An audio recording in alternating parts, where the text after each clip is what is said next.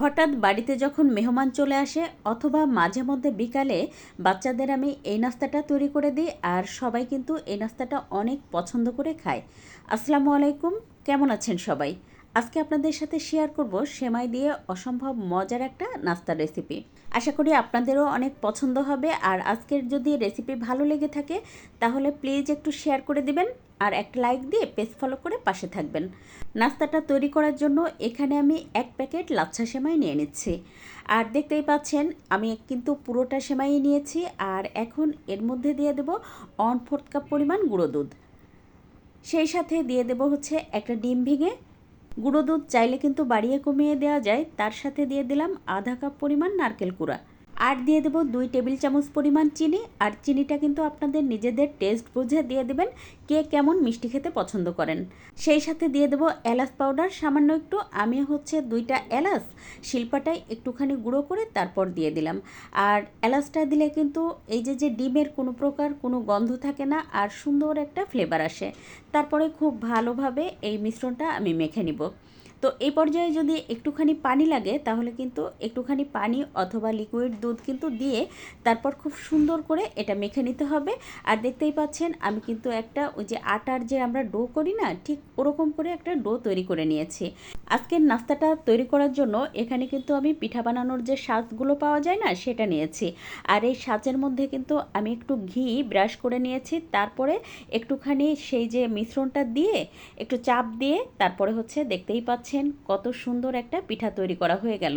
তো আমি কিভাবে করছি এটা আপনারা প্লিজ একটু ভিডিওটা দেখে বুঝে নেবেন। আমি আরও আরেকটা আপনাদের সাথে তৈরি করে দেখাচ্ছি। তো দেখেন আমি কিভাবে এটা তৈরি করছি। তো একইভাবে কিন্তু আমি সবগুলো পিঠা তৈরি করে নেব। আর এভাবে কিন্তু তৈরি করলে পিঠা বানানো কোনো প্রকারই ঝামেলা থাকে না। আর এই পিঠাটা আপনি চাইলে কিন্তু হাত দিয়ে গোল গোল করেও বানাতে পারেন অথবা ওই যে কাঁটা চামচ বা এমনি যে কোনো চামচ দিয়েও কিন্তু সুন্দর ডিজাইন করে দিতে পারেন। তো আপনি আপনার পছন্দ মতো এটা হচ্ছে বানিয়ে নেবেন। দেখতেই পাচ্ছেন আমি কিন্তু সবগুলো পিঠা ঠিক একইভাবে তৈরি করে নিয়েছি। আর এভাবে কিন্তু তৈরি করলে দেখতেও বেশ ভালো লাগে। আর টেস্টের কথা কি বলবো, এটা যদি বানিয়ে খান তাহলেই বুঝতে পারবেন এটা আসলেই কতটা মজার হয়। তারপর চুলায় একটা প্যানে প্রায় আধা কাপ পরিমাণ তেল দিয়ে তেলটা খুব ভালোভাবে গরম করে নিয়েছি। তারপরে হচ্ছে পিঠাগুলো দিয়ে 4-5 মিনিট একটা পাশ ভেজে নিব।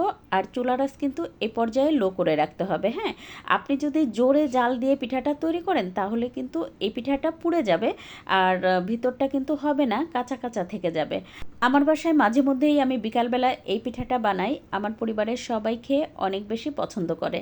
তো আমি কিন্তু একটুখানি জায়গা করে তারপরে আরও 3-4টা পিঠা ছিল সেটাও কিন্তু দিয়ে আমি ভেজে নিচ্ছি।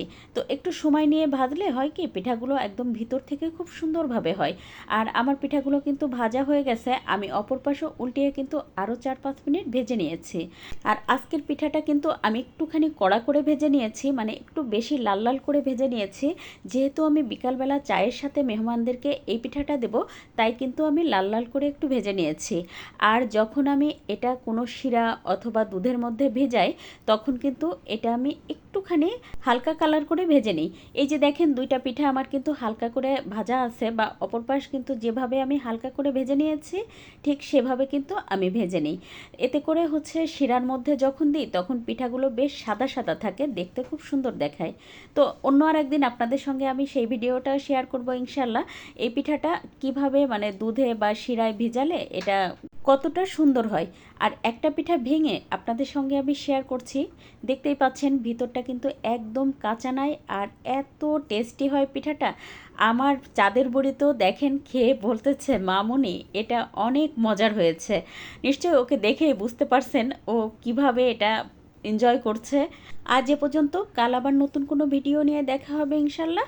সে পর্যন্ত সবাই সুস্থ থাকবেন, ভালো থাকবেন। আল্লাহ হাফেজ।